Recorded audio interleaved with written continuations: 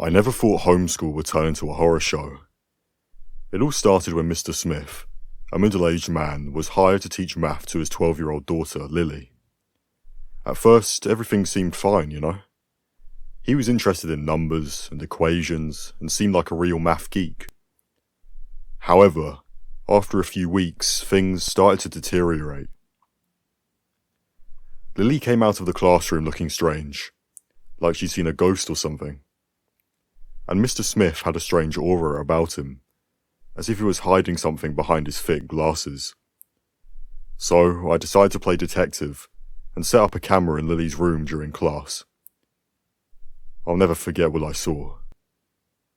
Mr. Smith did not teach mathematics at all. He looked at Lily like she was the last pizza at a party. And he wasn't talking about numbers. He was talking about these strange symbols that don't look like math symbols, but more like something out of a scary movie. I couldn't let that pass.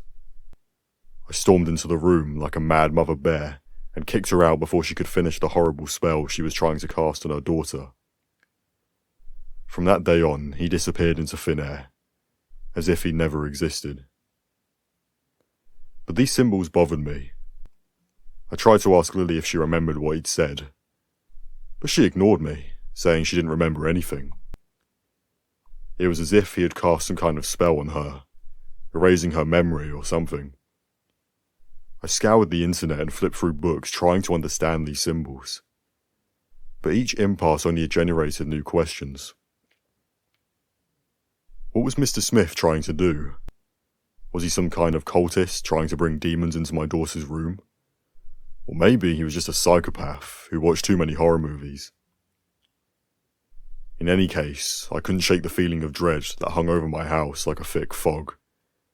Every creak of the floorboards, every flicker of light was like the ghost of Mr. Smith haunting us, waiting for the perverse game he had started to end. A few months had passed and life returned to normal. Or you could say it was business as usual with Mr. Smith in the shadows. Lily, like all children, kept everything that had happened deep within her heart and left.